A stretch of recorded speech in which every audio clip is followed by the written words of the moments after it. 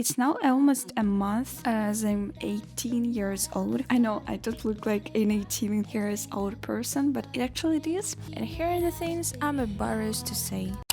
Probably you heard about FOMO, feeling of missing out.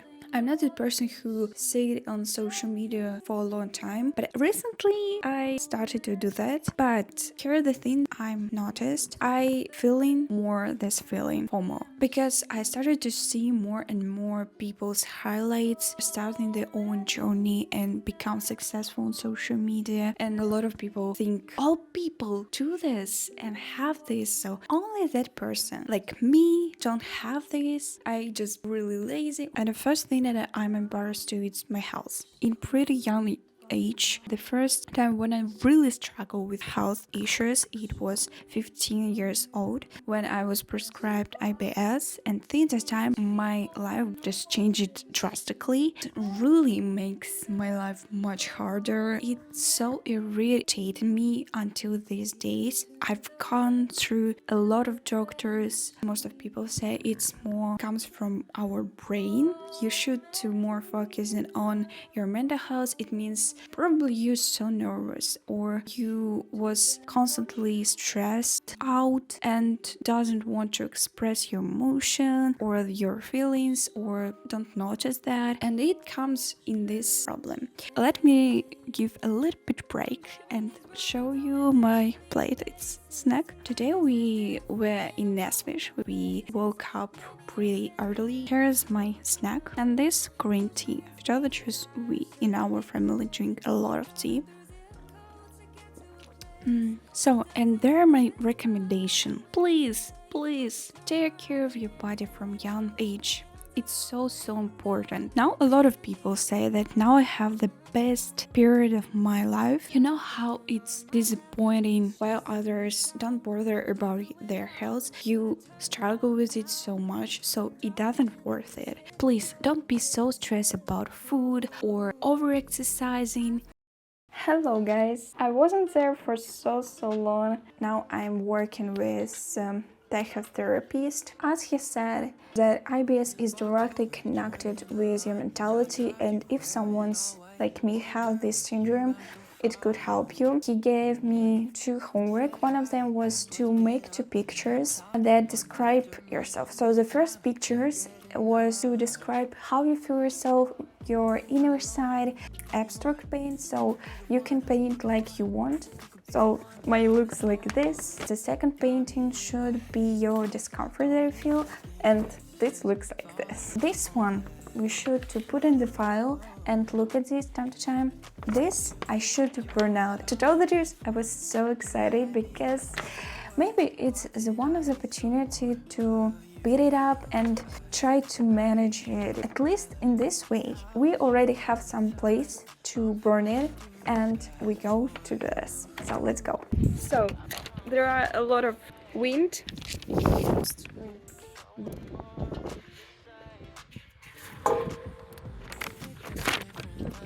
Say this goodbye.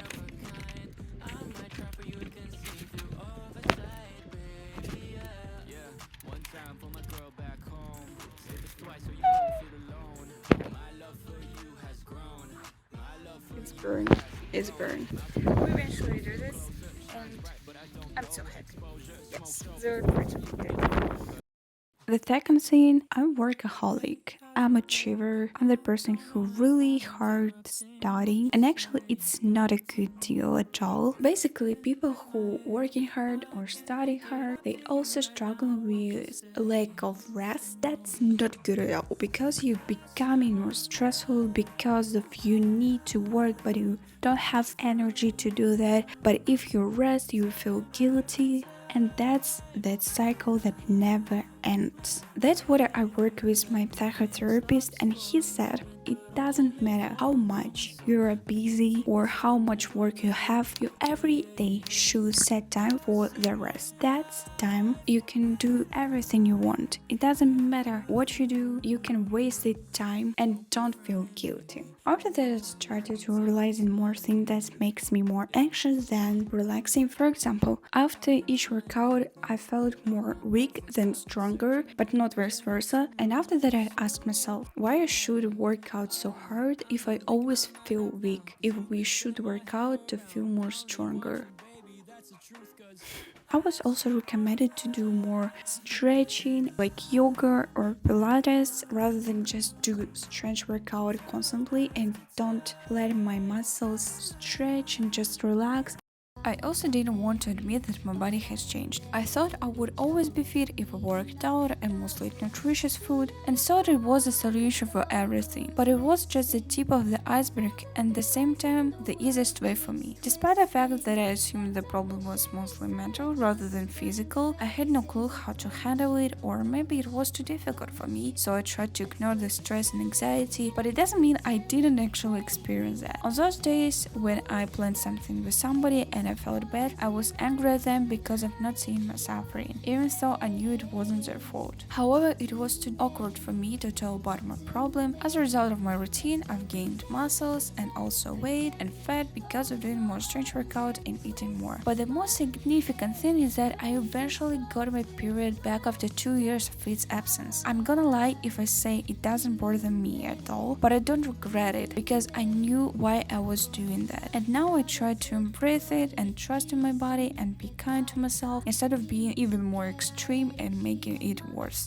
So the third thing, I always wanted to have a business, but I've still hadn't this. I remember in 12 years old, I wanted to have my own business and watched a lot of videos about how to make business, something like that. Until this time, I still think about this. I also tried to do this and I was mad about this in high school, but now, especially after my health issues, I've stopped doing this, but I don't stop thinking about this. I was cheating to earn money.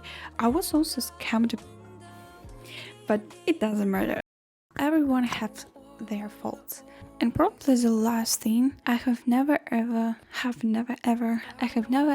had the best friend. You probably saw in movies where the main character has a best friend. I was chasing this friendship. It doesn't mean I didn't communicate with people or hadn't friends. I actually have.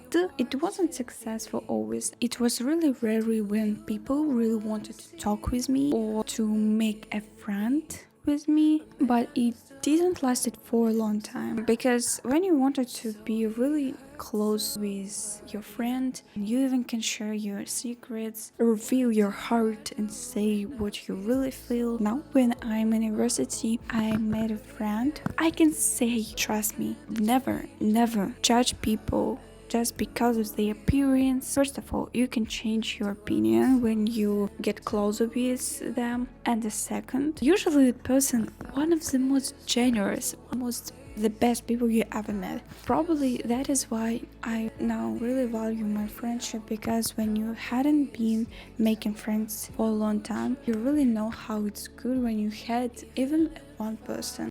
I'm embarrassed to say I can be rude to my parents from time to time, as that makes me feel really bad. That is why I don't consider myself a good daughter. Nobody's perfect, but for me it's hard to put up with parents' flaws sometimes. I even made a family tree to find out the history of the ancestors and how it could have an impact on my life today. Sometimes it seems to me that our relationship got better until the next fight. I don't know if it's good or bad, but I think it happens in many families. After all, each person keeps their habits and experiences they have gained from their parents, and our task is to accept them, since we can always know what they have been through and how they actually feel. Everyone has the best and worst days, but even bad days have the good things, so I wish I could tell myself more often to be in the present and not to worry about the little things, if in the end there is nothing left for us.